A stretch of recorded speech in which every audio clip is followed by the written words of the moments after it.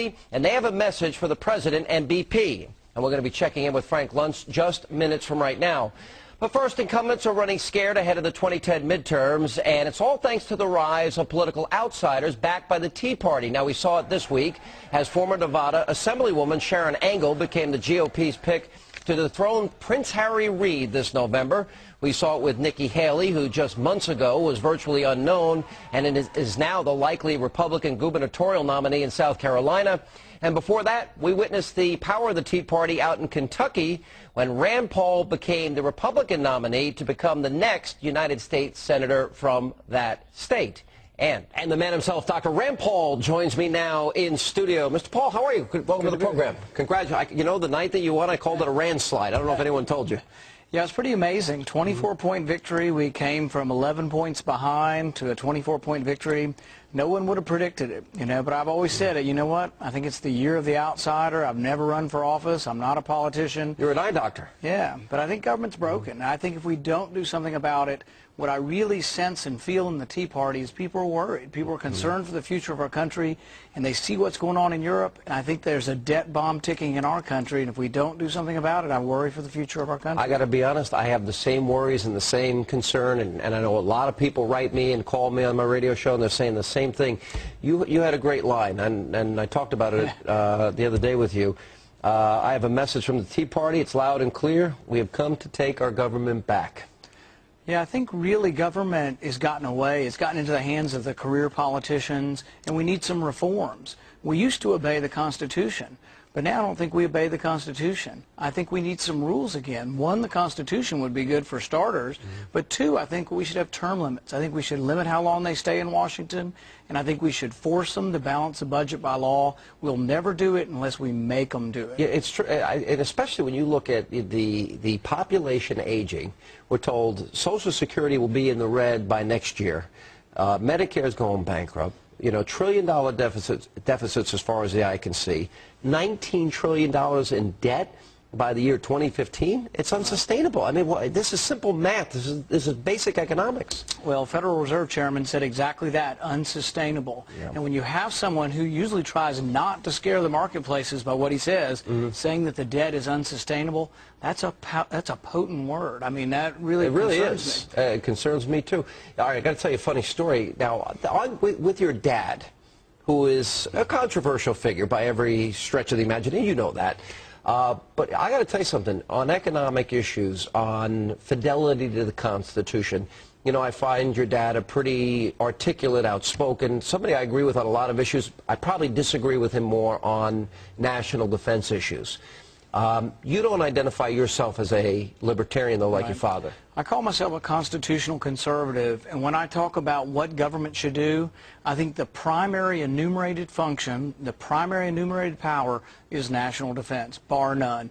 It's what the federal government should do, and it's what no one else can do. Do you find yourself disagreeing with your dad sometimes? Well, you know, it's interesting. I say that, and he would probably agree completely with the statement. So we don't necessarily always disagree. It may be on gradations of things. For example, I think in foreign policy, you can be everywhere all the time, or you can be nowhere. To be nowhere, some people call that non-interventionism. Isolationism. Some people call them isolationism. But let's say maybe we're everywhere all the time, and isolationism would be we're nowhere. What if we came back a little more towards the middle and we weren't everywhere all the time? I think for economic reasons, we may have to consider it because we are out of money.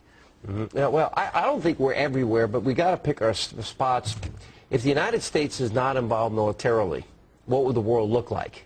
You know, right. it's a balancing act because we don't want to be the world's police force. We certainly don't want nation building. We're not looking to expand our empire here. Right. But we are. But I don't see any problem with expanding the concept, the principles of liberty and freedom. Right. Well, I think we just have to be judicious about it. For example, I met with 100 GIs recently leaving from Fort Knox, going over to Afghanistan. Their lieutenant colonel was there, and I said, I want to learn something from you guys. You're patriotic, you're taking care of our country, you're doing the things that we all appreciate, but what do you think? Do you think that we're turning it over fast enough to the Afghanis? It's been 10 years. I mean, so I think you can still be a good conservative, believe in national defense, but ask some tough questions. When are we going to start having the Afghanis step up? 10 years is a long time. Let's have them step up. Let's have them start patrolling some of the streets. It's like tough love that we want in our country. People want to want them to provide for themselves in our country. We want the Afghanis to step up and start providing for themselves. What do you think is happening when we look at Nevada, when we look at your win? The outsiders of the Republican Party seem to be coming up with some very, very key victories. South Carolina, I think, would be another example. Tea Party supporters. People endorsed by Governor Palin, in your case in particular here, going up against the establishment candidates and beating them soundly. What does that tell you? How do you interpret that? Something big's going on, really. I went to my first Tea Party a year ago on April 15th. That's when they all got started.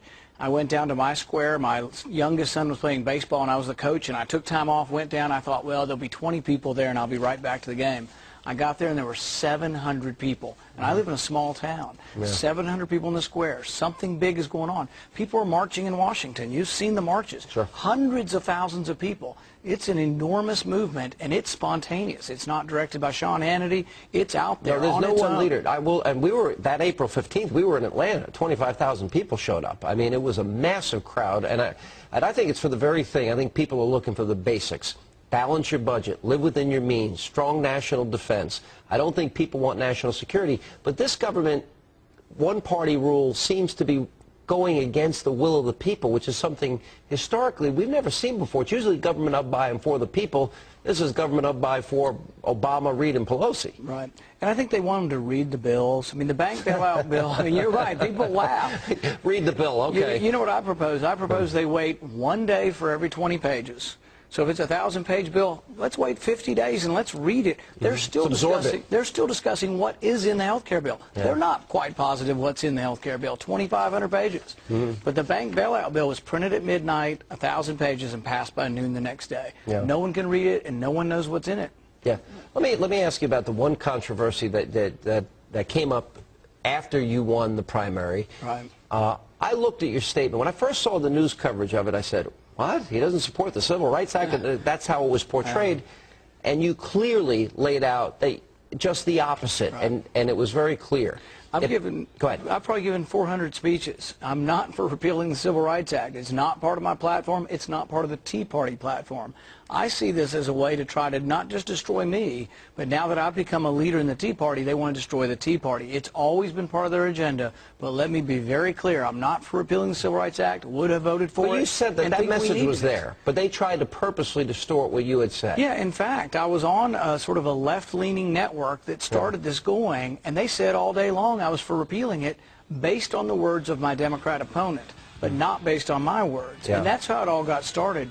But I've never been for it. It's never been my position, and I don't know what else to say. No, well, probably not much more to say. All right, you got to go to YouTube, and you got to see the video when your dad wasn't a part of one of the debates, and I was up in New Hampshire. His supporters are really, loyal supporters of your dad. They're throwing snowballs at me. You got to see the YouTube. It's great. I will talk to them. I will talk to them. Do they disagree with you sometimes? Yeah, sometimes. I mean, for example, I think in Guantanamo Bay we have to try them down there. My dad takes a different position, but I joke that at Thanksgiving, you know what? My dad still lets me eat at the main table. So we have disagreements. You may not agree with your dad all the time. We have disagreements, but we do agree in general that government should be very much limited by the Constitution. I agree with much smaller. And let me tell you, we get back to those first principles, the country's going to be a lot better off. Absolutely. Rand, thank you for coming. Appreciate you being here. Thank you. And by the way, you can also catch Rand Paul this weekend when he joins Judge Napolitano for the premiere of his brand new show, Freedom Watch, on the Fox Business Network, Saturday 10 a.m. and 8 p.m. and Sunday 7 p.m. and 11 p.m. And we have plenty more Hannity.